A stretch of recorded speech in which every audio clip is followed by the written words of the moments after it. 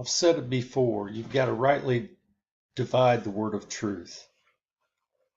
Um, when you want to grow in the Spirit, you must do as Jesus commanded when he said, preach this gospel, because you're going to grow through you trying to save someone. You're going to have a deeper understanding of yourself. Things will come to you as you question yourself how to help people. I'm just trying to help one person. An example of that would be many people say there can't be a God. God can't be that cruel. Well, man brings it upon himself because he won't choose righteousness. He wants to choose the lust of the world, the lust of his own body, the desire for himself, pride of life. None of that is of the Father. You know this from Jesus. He taught you everything. So if you understand that, then you understand why the world is the way it is, because it's been given over to the evil one. So you can come to a deeper understanding once you come to the realization that Jesus is the Messiah. He is the Lord. He taught you all truth.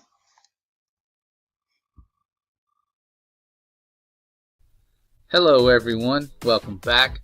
Before I get into the funny fake news about the Space Force, where Donald Trump is pretty much putting out a plan that we were warned about years and years ago by a man named Wernher von Braun, I wanted to touch base on that warning before you see this video, because it will make a lot more sense to you and maybe not be as funny when you realize this plan has been known about for quite a while, and all of the fake news and everything pushes this stuff out there right in our faces, and the people who aren't aware of the deception are just kind of eating it up like, oh yeah, this is cool, it's going to be like Star Wars with wars in space, when really it's just going to be something to control us with fear.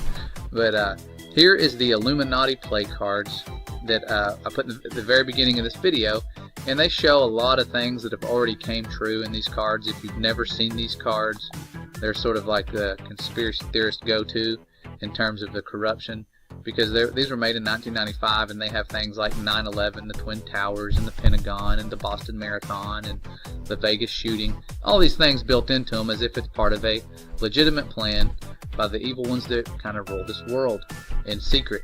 So there's some really cool stuff there. Kind of gets really deep, but the rocket scientist Wernher von Braun that gave us this warning was a Nazi scientist, and you've probably heard of him, especially if you're a flat earther or a truther. Definitely heard of this guy. But during Operation Paperclip, he came here from Nazi Germany, and he invented the V-2 bomber. Really smart guy, really good at what he did, and knew really well the game that was being played. And in his dying days, it said that he became a Christian and was warning people about this deception that's coming up. And I want you to hear what someone who worked with him had to say, and it's really kind of crazy. So listen up. When I was a corporate manager of Fairchild Industries in 1974 through 77, I met the late Dr. Wernher von Braun in early 74. At that time, von Braun was dying of cancer, but he assured me that he would live a few more years in order to tell me about the game that was being played, that game being the effort to weaponize space, to control the Earth from space and space itself. So we all know that space is fake, but he is telling us they're going to try and weaponize space to control Earth from space, pretty much. Okay? But there has to be a threat. So listen to these threats. This is pretty cool. Von Braun's purpose in life during the last years of his life, his dying years, was to educate the public and decision makers about why space-based weapons are a dumb, dangerous, destabilizing, too costly, unnecessary, unworkable, undesirable idea. The strategy that Wernher von Braun taught me was that first the Russians are going to be considered to be the enemy. In fact, when I met him in 74, they were the enemy, the identified enemy. We were told that they had killer satellites. We were told that they were coming to get us and control us, the dirty commies, that whole story. First, the Russians were the enemy against whom we're going to build space-based weapons. First, the Russians were the enemy against whom we're going to build space-based weapons. Then terrorists would be identified, and that was soon to follow. We heard a lot about terrorism. Then we were going to identify third world country crazies. We now call them nations of concern. But he said that would be the third enemy against whom we would be needing to build space-based weapons. And the next enemy was asteroids. Now at this point, he kind of chuckled the first time he said it. Asteroids. Against asteroids, we're going to build space-based weapons. So it was funny then.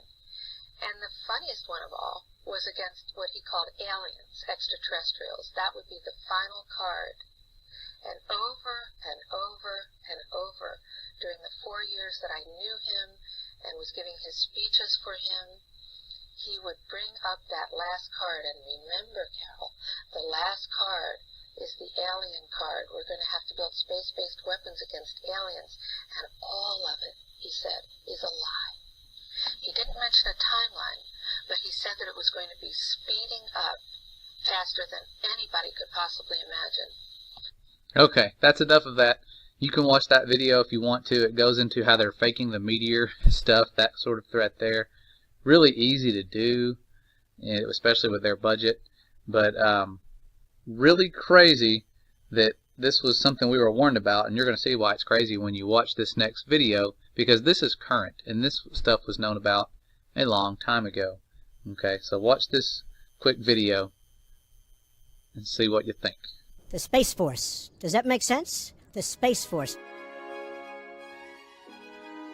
We may even have a Space Force. President Trump has mentioned the Space Force a couple of times, and what he's alluding to is an ongoing debate in Congress that is creating a separate military service that focuses on space and military space capabilities. Space is a warfighting domain. Space is a warfighting domain. Just like the land, air, and sea. The U.S. has become increasingly reliant on space capabilities for military operations across the full spectrum of conflict, from fighting terrorists in Iraq and Syria and Afghanistan.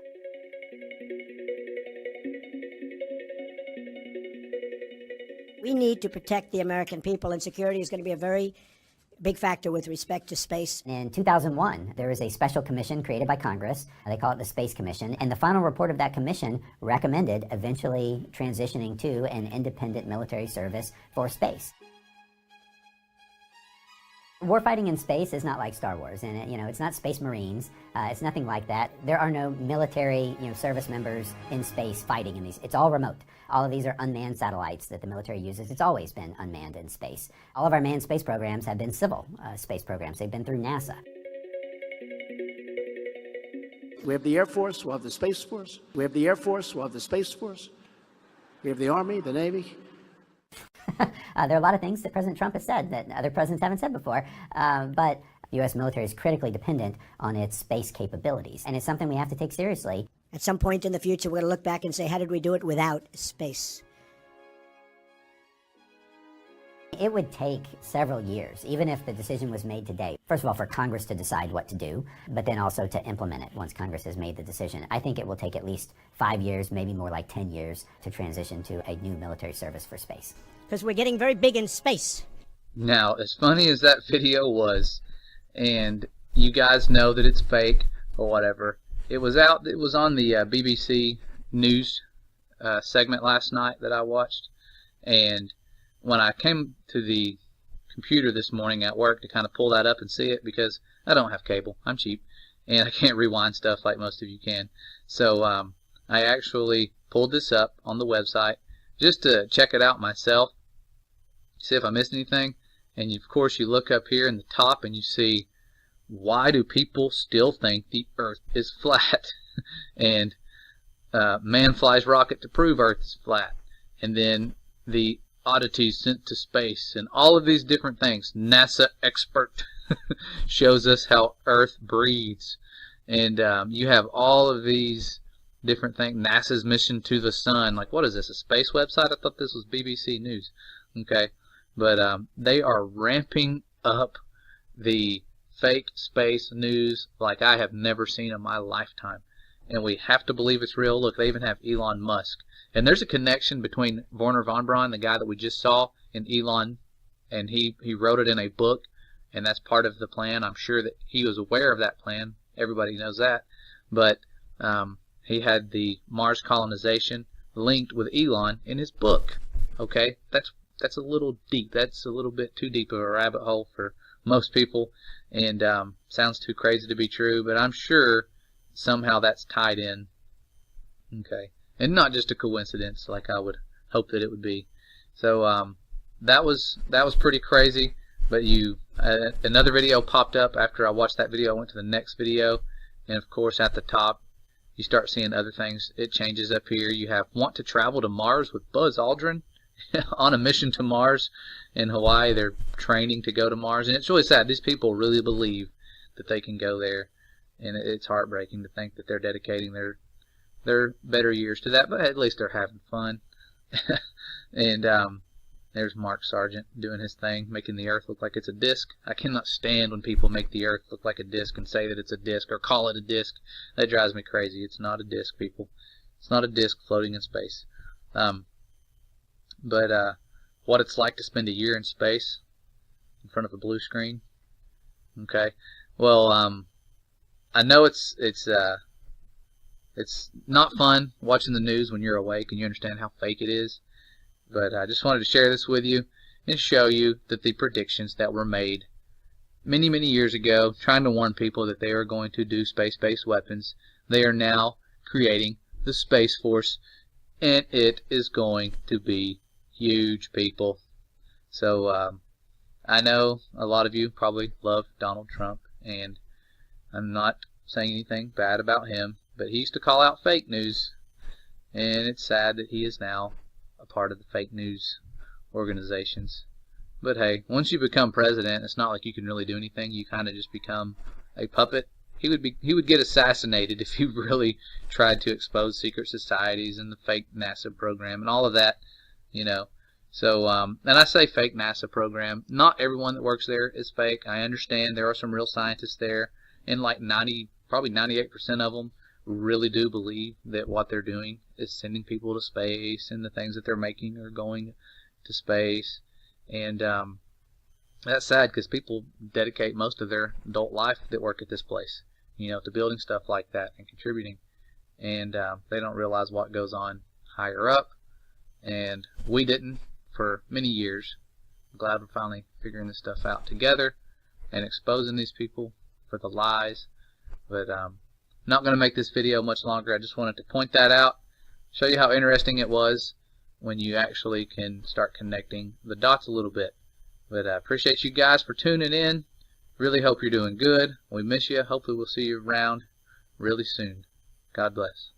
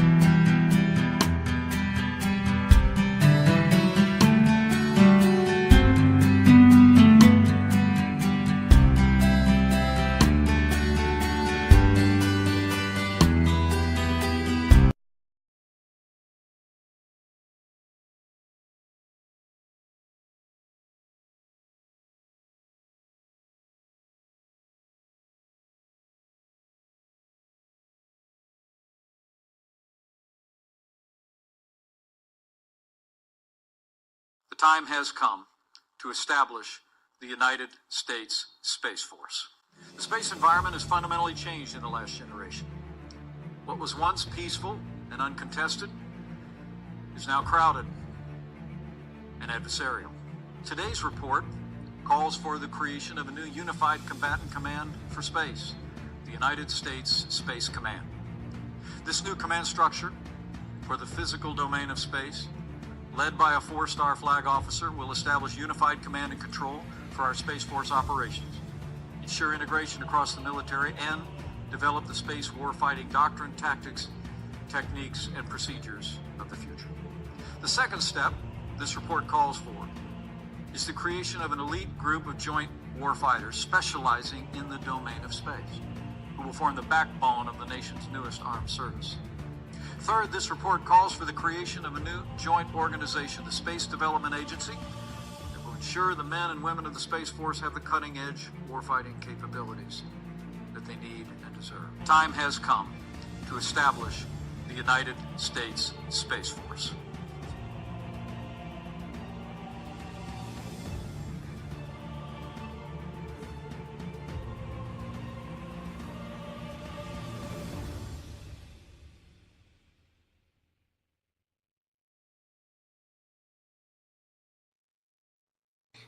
Hello, everyone. I wanted to share something really crazy that I found in the Book of Enoch. It is a set of prophecies that I believe predict the fake heliocentric model that we've all bought into for so long. It's crazy. I know I could be wrong about this, but I came across this last night and I wanted to share it with you guys. And it's in chapter 80. Okay, it took me a while to get that far. And as you'll see, what I'm about to tell you will blow your mind. And now, it's to give you a little bit of context, it's talking about, he had just gotten finished explaining how the stars, the moon, and the sun, how they work, and what the angels revealed to him about their paths. Okay? And after that, there is a prophecy here about what's going to happen with these stars and everything. And it says here, chapter 80, verse 6, "And many chiefs of the stars shall transgress the order prescribed, and they shall alter their orbits and tasks." I think this might be talking about the planets that we look at, the stars that we look at as planets. I could be wrong. Please let me know if I am. It says, "And not appear at the seasons prescribed to them, and the whole order of the stars shall be concealed from the sinners, and the thoughts of those on earth shall err concerning them." Meaning, we don't understand the stars. We think they're light years away. We do not understand them at all. We just believe what we are told. We believe men. We don't believe what the Bible tells us. And we were pretty much blind to it, okay? Because we had a lot of trust in science. And so this heliocentric lie, this heliocentric model was brought about because we did not understand how the constellations work, how close the stars are, that they're in the firmament like the Bible says.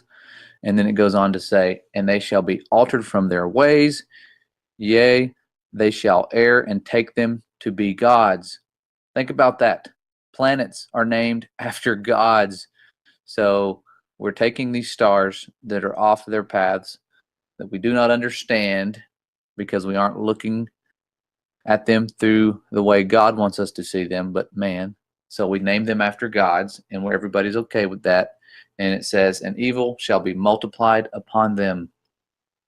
I find this very interesting, okay? I'm not going to go much more into detail on this. I just thought that this was a pretty cool prophecy. There are some really cool prophecies about Jesus in here. And again, this was written before the Son of God came to earth. So you can look into those as well. They're earlier on, I think around the 40s and 50s. Really phenomenal prophecies about Jesus. Some that are so detailed, it's just like spot on. Calls him the Messiah, the Son of Man, the elect one. And does some really good, cool things concerning the Son of the Most High God. So if you want to look into that, look into that. I think the Book of Enoch is really intriguing. I'm going to keep looking into it, as I encourage you to keep an open mind. Don't accept it as true unless the Holy Spirit confirms it to be true inside you. So please be careful with what you're looking into. I really don't know the validity of this book, but a lot of this stuff is ringing true to me so far. Okay? Well, thanks so much for looking into everything you're looking into, keeping an open mind, not blindly believing everything we're told anymore. Okay? Always look into things. I think the world's starting to do a better job of that. Okay? So thanks for tuning in, and God bless.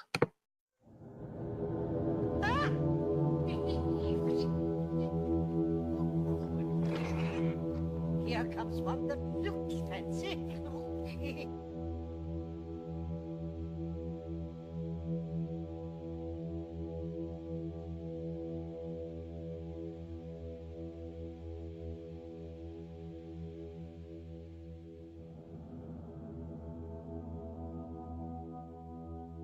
So, if the stars are not balls of burning gas millions of light years away, but rather angelic illuminations, and these angels can fall, and there are those who have fallen, those who have wandered and transgressed, what I find myself wondering at this point is this.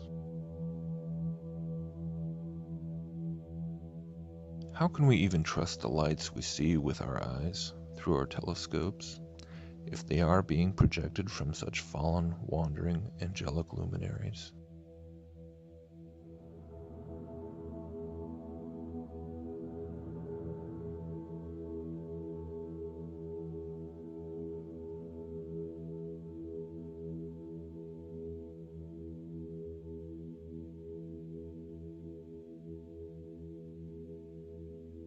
In the book of Jude, the author is delivering a harsh warning against, quote, the ungodly people who pervert the grace of God into a license for immorality and deny Jesus Christ, our only sovereign and Lord.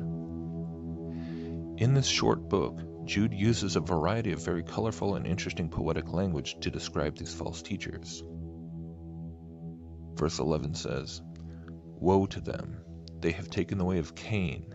They have rushed for profit into Balaam's error. They have been destroyed in Korah's rebellion. These people are blemishes at your love feasts, eating with you without the slightest qualm, shepherds who feed only themselves. They are clouds without rain, blown along by the wind, autumn trees without fruit and uprooted, twice dead. They are wild waves of the sea, foaming up their shame, wandering stars for whom blackest darkness has been reserved forever."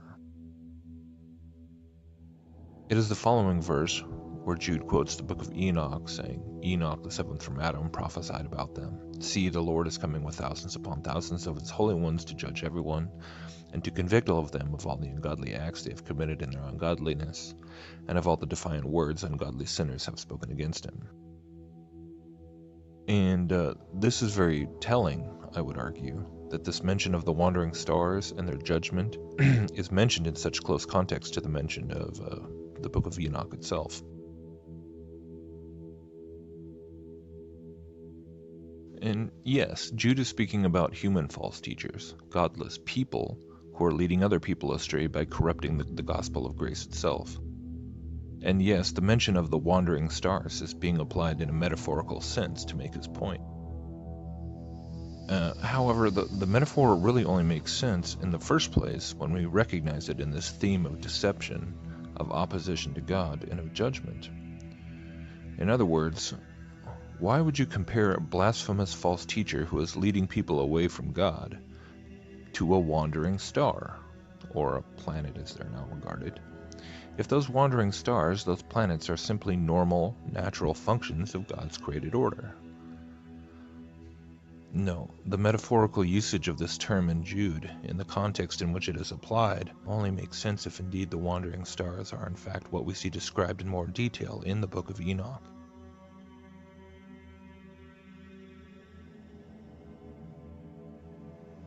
In Enoch chapter 80, it says, "And many chiefs of the stars shall transgress the order prescribed, and these shall alter their orbits and tasks, and not appear at the seasons prescribed to them.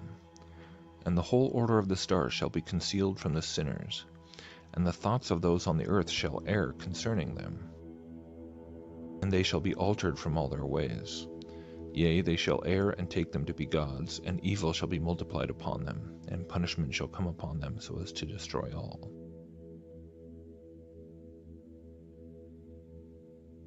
Earlier in Enoch in chapter 21, it says, "And there I saw 7 stars of the heaven bound together in it, like great mountains and burning with fire.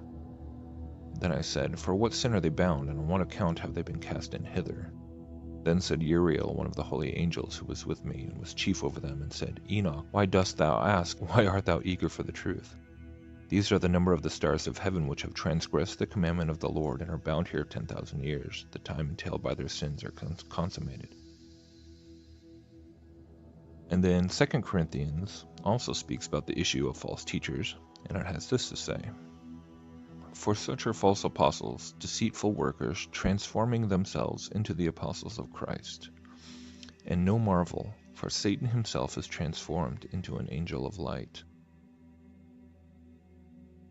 And so, while I do realize that probably even a majority of people who are looking into the flat earth might find it ridiculous to suggest that the spherical appearance of the planets could be a deception from the fallen angels themselves, I still have to admit that from a biblical point of view, and absolutely from the perspective of the Enochian cosmology, this idea seems quite plausible.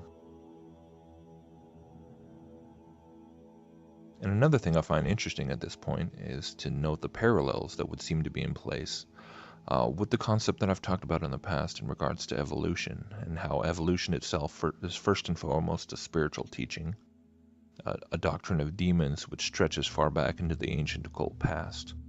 And the modern Darwinian and cosmic evolutionary theories parading themselves as science can be regarded as more or less temporary repackagings of these ancient Gnostic philosophies. And so if we remind ourselves that all these layers of deception, the layers of false origins and false cosmology, the layers of false spirituality and mysticism, the layers of modern deception such as the controlled mainstream media and the education system and the governments, etc., all these pieces are being controlled by the father of lies, Satan himself, then is it really crazy to entertain the idea that at least as far back as the day when Galileo first assembled a telescope and pointed it at the night sky, these wandering stars, these rebellious luminaries, or these fallen angels could have been participating in a calculated effort to introduce and promote this new materialistic, atheistic, heliocentric model of the heavens?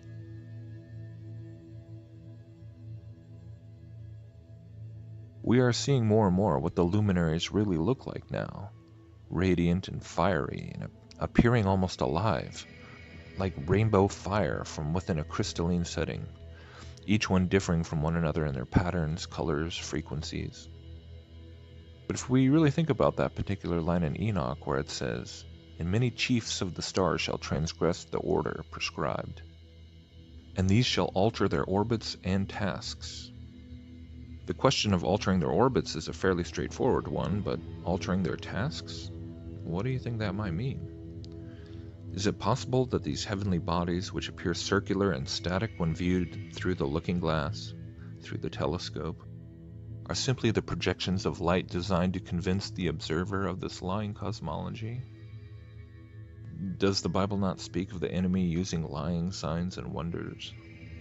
Doesn't the scripture tell us that God himself allows this great deception to unfold, capable of even deceiving the very elect if that were possible?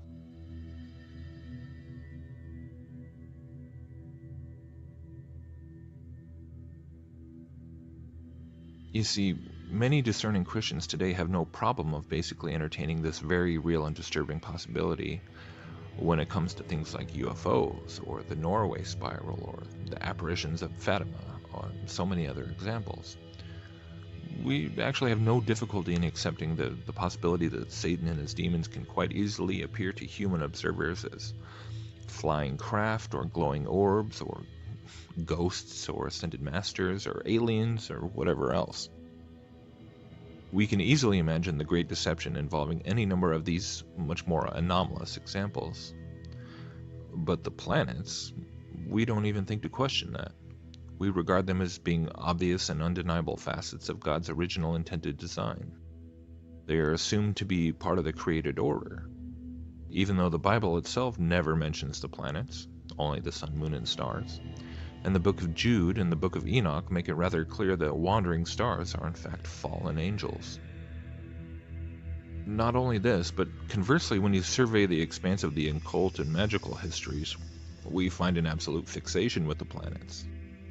The Bible itself mentions constellations of stars, but the various occult systems of astrological zodiacs take them and turn them into a tool of divination, or witchcraft. And this is where the planets start to take center stage. Throughout ancient times, the planets were associated with the pantheons of pagan gods almost ubiquitously, and this really should be a huge red flag to us.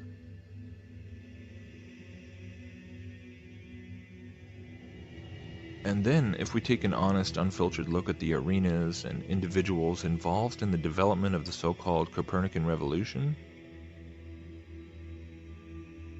we see the same dubious fingerprints of occult groups like the Jesuit order all over it, and scientists, quote-unquote, who are fascinated with things like alchemy and the Kabbalah.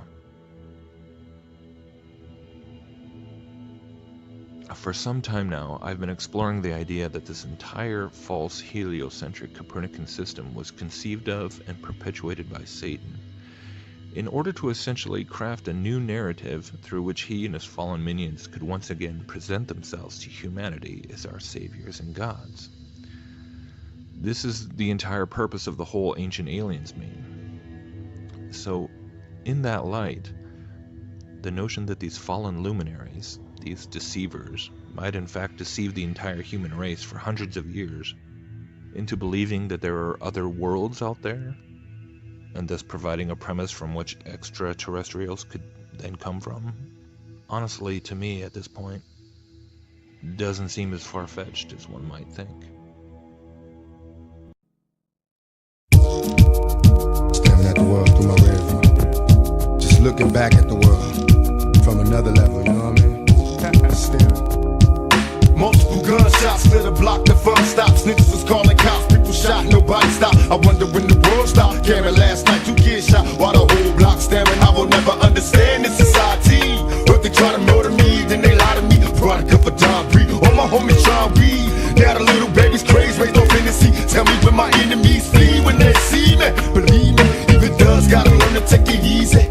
Listen, through the intermission, search your heart for a plan. We turning bad boys to grown men. It's on again. Give a holler to my niggas in the darkest corners. Roll a perfect blunt and let me spark it for you. One love from a thug nigga, rolling with a posse full of paranoid drug dealers. To the end, my friends, I'm seeing nothing but my dreams coming true while I'm staring at the world through my rear view. See, I'm seeing nothing but my dreams coming true while I'm staring at the world through my rear view. They got me staring at the world through my rear view. Go and baby, scream to God, he can't hear you. I can feel your heart beating fast, guess it's time to die. Getting high, watching time fly. It's all my motherfuckers staring at the world through my rear view. Go and baby, scream to God, he can't hear you. I can feel your heart beating fast, guess it's time to die. We getting high, watching time fly. All my motherfuckers. Now you see them, now you don't. Some niggas be here for the moment, and then they gone. What happened to them? Well, let's see. It seems to be a mystery, but all I know, I never let the money get to me. Stay down like the truest thug life until I check out this bitch. I thought you knew this. Who was gonna catch me when I fall? I even cared to. Why you thinking I see you lost up in my rear view? Head view is down with the outlaws. Outcasts left far and few like southpaws. But still we keep mashing till our dreams come through. Staring at the world through my rear view. Now I was raised as a young black male. In order to get paid, forced to make crack sales. Caught a nigga, so they send me to these overpacked jails. In the cell, counting days in this living black hell. Do you feel me? Keys to ignition, use at your discretion. Roll with a 12-gauge pump for protection. Niggas hate me in this section from years of cheer checking. Turn the Smith & Wesson war weapons. Heavenly Father, I'm a soldier. I'm getting hotter cause the world's getting colder. Baby, let me hold ya. Talk to my guns like they fly bitches. All you bastards best to run. Look at my bitches, now I know the answer to the question. Do dreams come true? Still staring at the world through my rear view. I said now I know the answers. Do dreams come true? Staring at the world through my rear view. They got me staring at the world through my rear view. Go ahead, baby, scream to God, he can hear you. I can feel your heart beating fast, guess it's time to die. Getting high, watching time fly. And all my motherfuckers staring at the world through my rear view. Go ahead, baby, scream to God, he can hear you. I can feel your heart beating fast, guess it's time to die. Getting high, watching time fly. Nigga could die. Back in the days we hustled for sneakers and beepers. 9-6 Glocks for Glocks, cause fools hitting up blocks with street sweepers. Bless myself when no one rules to these streets. Something I learned in school. On some man march shit for the peace. True that, only one life to lead, a fast life of greed. Criminally addicted, infested since the seed. We all die, breathe, bleed like humans. Towns run by young guns, outlaws and truants. Shit's deep, turn 18, roll my wheel when I go. Burn my body with my shotty, all choosing my dough. So while you reminiscing all nights out with the crew, smoke a blunt for me too, I staring through your rear view. You ain't know what we mean by staring through the rear view. So since you ain't know what we mean, let me bring a better understanding.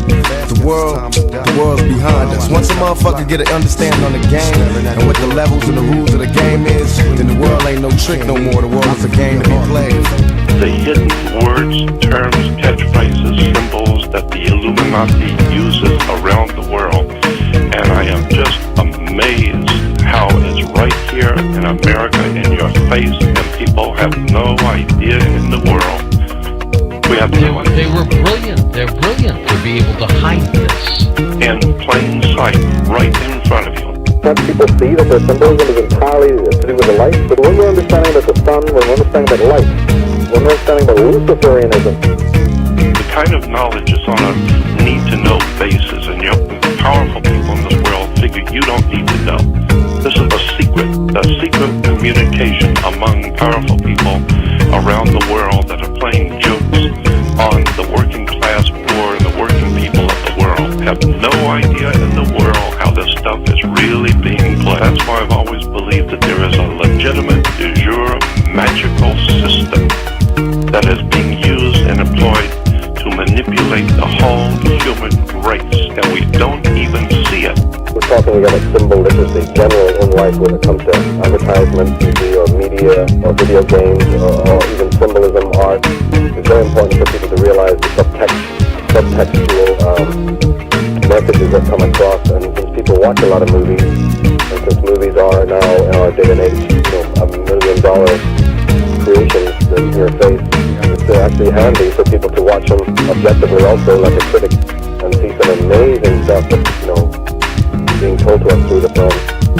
The symbols and the words, the terms, you start breaking it down. It's in Hollywood, it's in movies, it's in music. I don't even know what to say about this. It's just so overwhelmingly obvious to me. What is your inspiration for your music? I'm really, really inspired by my friends. I'm directing the video for Lady Gaga. By my friends.